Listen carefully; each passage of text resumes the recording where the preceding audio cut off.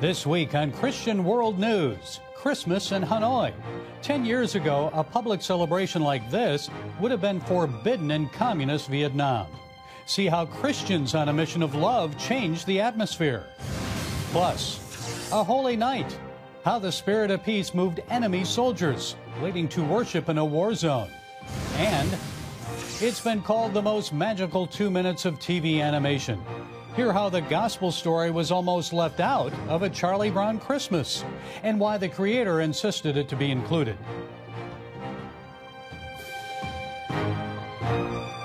Welcome to Christian World News. I'm Gary Lane. Christians around the world are celebrating the birth of Jesus Christ, even in some of the most unexpected places. In Hanoi, Vietnam, the communist government once again allowed a public Christmas celebration. It all stems from a decade-long effort by churches to serve the capital city. CBN Asia correspondent Lucille Toulousan was on hand for last year's celebration. She brought us this report.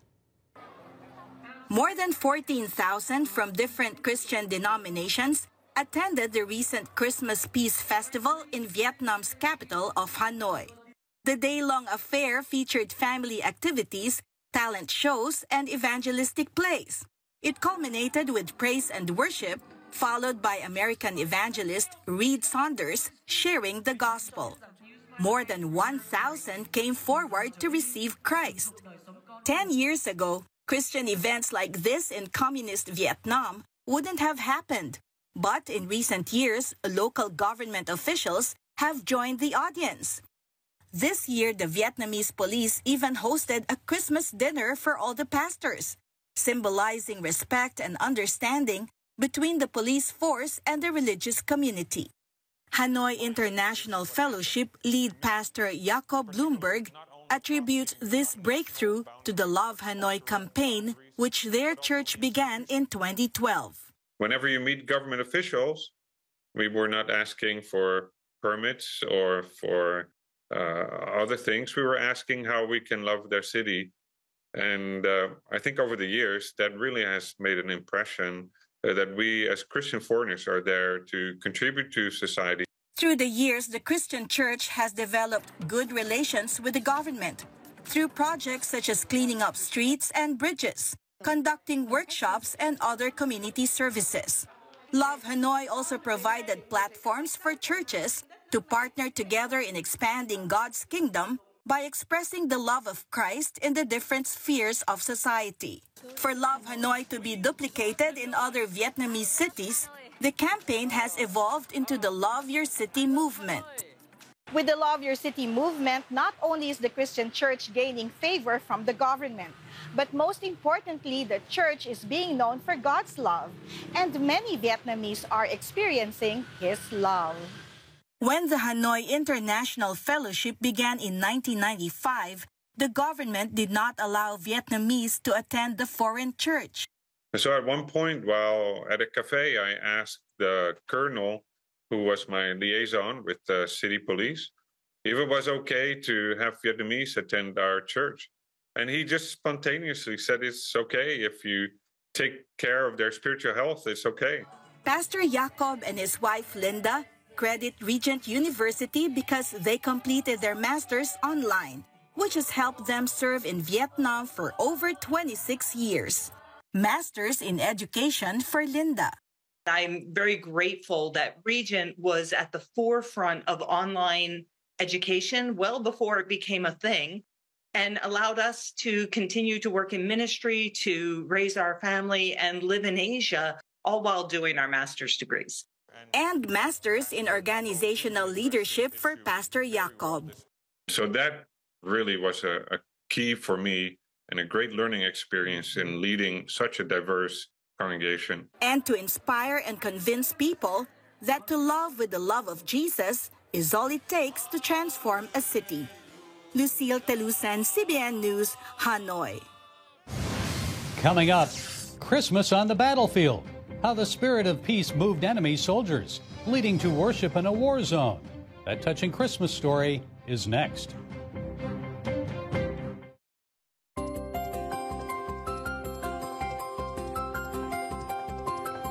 Welcome back to Christian World News. We're traveling back in time now to the year 1914 in Belgium, when the spirit of Christmas overcame the bitter conflict of World War I. Enemies became friends for 48 hours along a 27-mile stretch of the Western Front. Here's John Jessup. To the glory of God. Each year, Andrew Hamilton lays a wreath at the World War I monument in his small English village, a tribute to the grandfather he barely knew. What do you remember of him?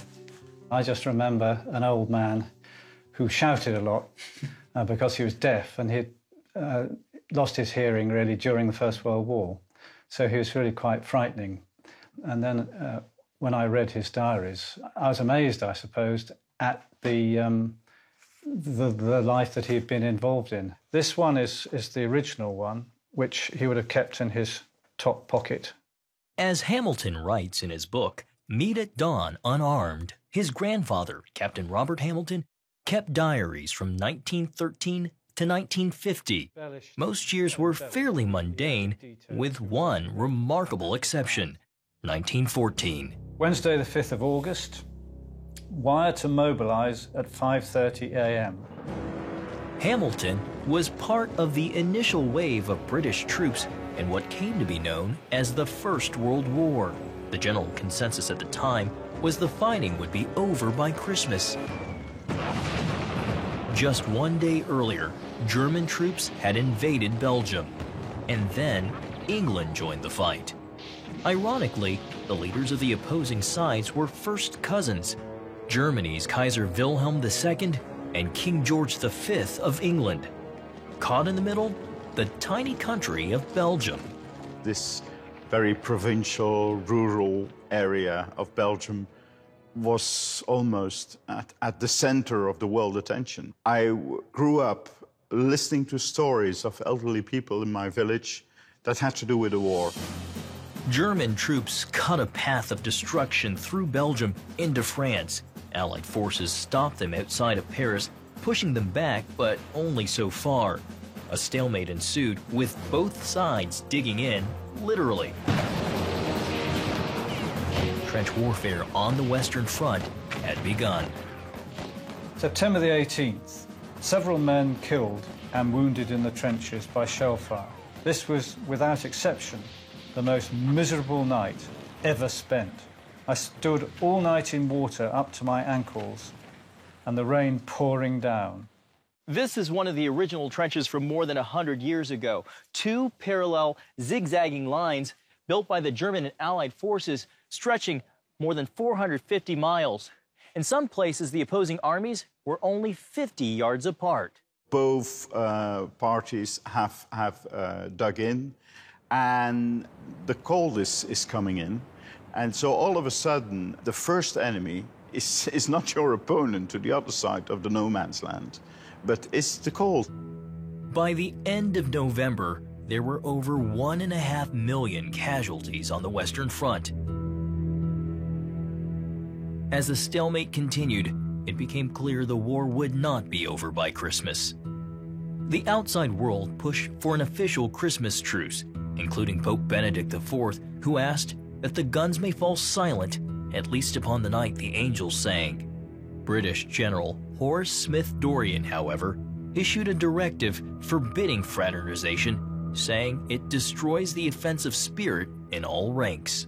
December the 24th, we marched up to our trenches, a little downhearted to spend Christmas Day in them. Artist Bruce Bairnsfather was machine gun officer in Captain Hamilton's Royal Warwickshire Regiment. He recounted his war experiences in the book Bullets and Billets. I remember at the time being very down on my luck about this, as everything in the nature of Christmas Day festivities was obviously knocked on the head. But the Germans didn't let war stop their celebration. They displayed Christmas trees in their trenches, and on December 23rd, held a church service in a bombed-out sugar refinery. Schoolteacher Kurt Zemisch served in the 134th Saxon Regiment. Like Hamilton, he kept a diary during the war. We sang the song, "This is the day that the Lord has made." The celebration moved many to tears.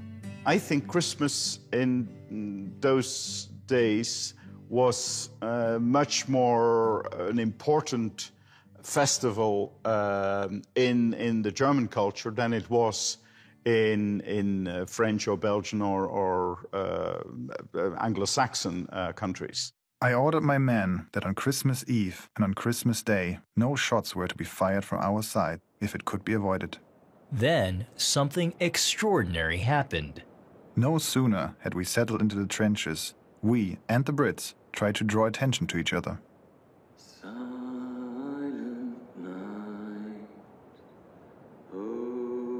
The spirit of Christmas began to permeate us all, and we tried to plot ways and means of making the next day, Christmas, different in some way to others. An Englishman called over to our trenches. "I wish you a Merry Christmas and a Happy New Year." To which I replied to him and his comrades, "Thank you very much. I wish the same to you." After months of vindictive sniping and shelling, this little episode came as an invigorating tonic and a welcome relief to the daily monotony of antagonism.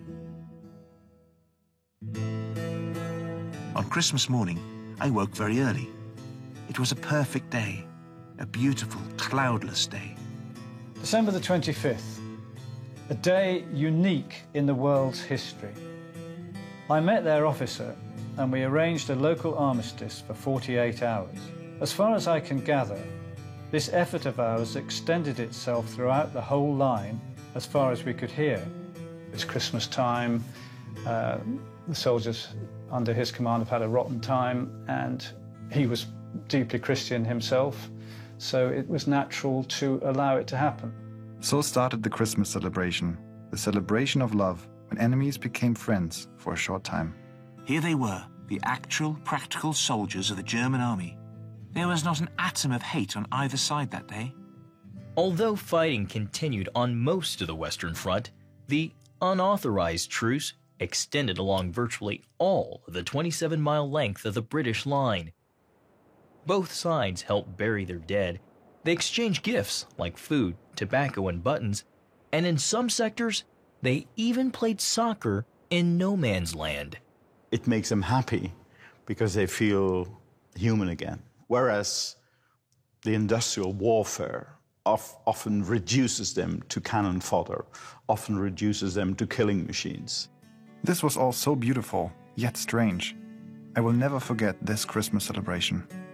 The last I saw of this little affair was a vision of one of my machine gunners, who was a bit of an amateur hairdresser in civil life, cutting the unnaturally long hair of a docile German. A very Merry Christmas, and a most extraordinary one. But I doubled the sentries after midnight. There would be 3 more Christmases on the Western Front before the war came to an end, but nothing quite like this would ever happen again. Sir Arthur Conan Doyle later described it as one human episode amid all the atrocities which have stained the memory of the war. John Jessup, CBN News, reporting in Flanders, Belgium. Coming up, the most magical 2 minutes in all of TV animation. See how the stirring scene from A Charlie Brown Christmas almost got cut out from the show.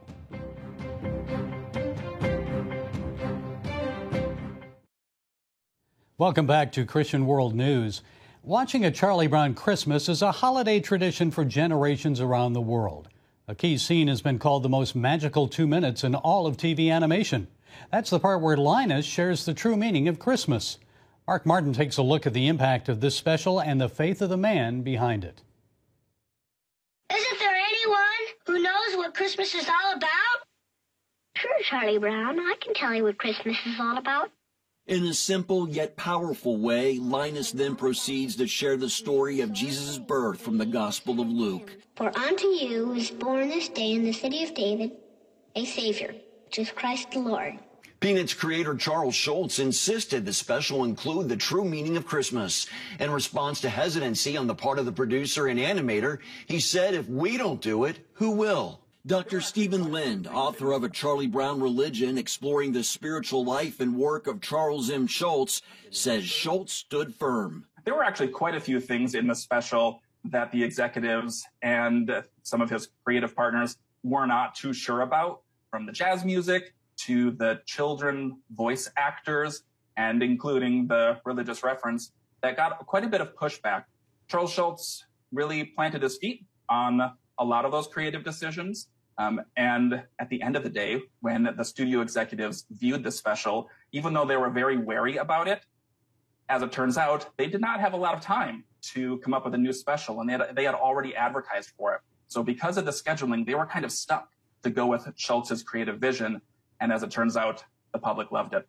The show debuted in December of 1965 to rave reviews and went on to win a Primetime Emmy for Outstanding Children's Program. In the 1960s, when it first aired, there were lots of letters sent in to Schulz and the sponsor, Coca-Cola, telling them that the viewers were so gratified to see a substantive reference to religion on TV. Some of those letters from the 1960s sound like they could have been written today. A Charlie Brown Christmas is still quite the beloved classic. Paul Batura, a Focus on the Family, describes Schulz as frozen in time, not woke, and oh so wonderful. I think people look forward to it every year. I think it centers people. You know, our first impressions make a big impression. And for most of us, we saw Charlie Brown Christmas when we were 3, 4, 5 years old, and that sticks with us. And we're reminded when we hear that voice, when we hear the reading of the Gospel of Luke, we're reminded why we celebrate Christmas. And so I think it has had a very much a net positive impact on the world. The faith of Schulz has been scrutinized over the years. He's been called a fundamentalist Christian, a universalist, an atheist, and reportedly called himself a secular humanist in the latter part of his life.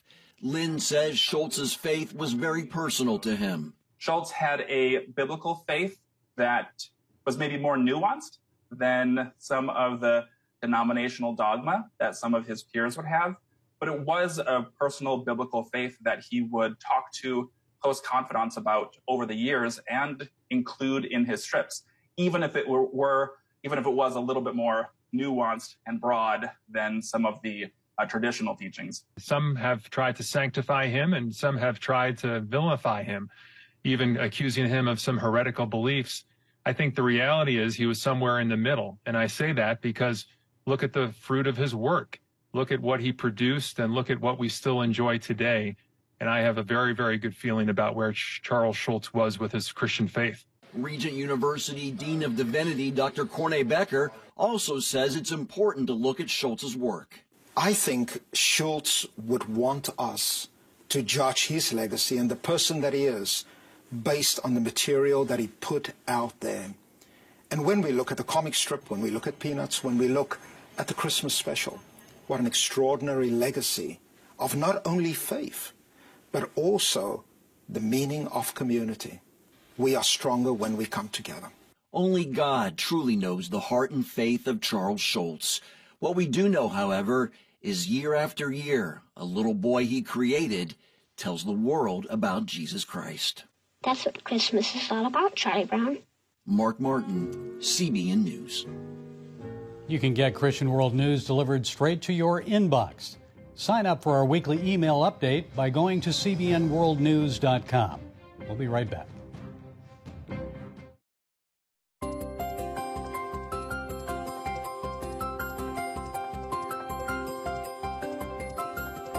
Finally this week, we can all sing our favorite Christmas carols by heart.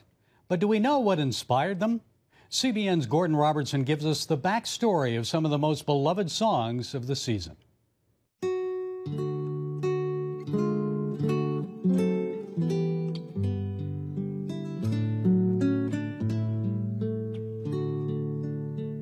After years of serving in the Civil War, an American chaplain named Phillips Brooks took a much-needed sabbatical in the Holy Land.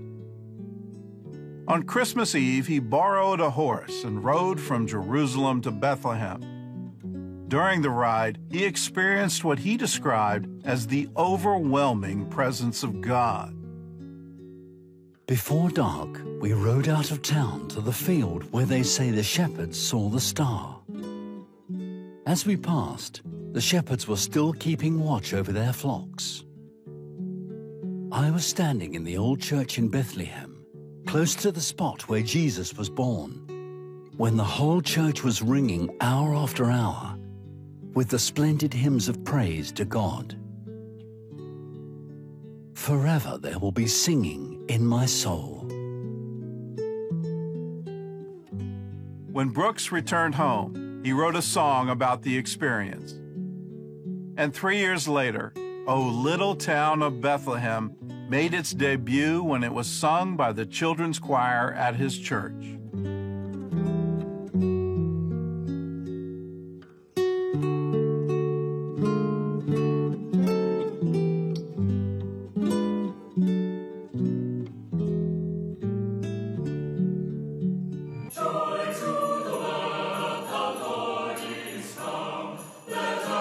While most Christmas carols focus on the story of the Nativity in the past, one well-known hymn encourages Christians to look forward to the future. There is one Christmas carol that is unlike all others. That song, Joy to the World, is not about the first coming of Jesus. That hymn is about the second coming of Jesus. Joy to the World was originally part of a book of poems written by the great English hymn writer Isaac Watts in 1719. Based on the 98th Psalm, the poem was never intended to be a Christmas song, or any kind of song for that matter, and Watts never knew that he had just written one of his most famous hymns. A century later, a Boston music teacher named Lowell Mason discovered the poem and set it to music. Because it was released at Christmas time, it quickly became a holiday favorite and went on to become the most published Christmas carol in America. Joy to the world, the Lord has come. Let earth receive her King. Let every nation prepare him room, and heaven and nature sing. He rules the world with truth and grace, and makes the nations prove the wonders of his majesty. It's about when he comes again, finally, and rules in power and justice and mercy.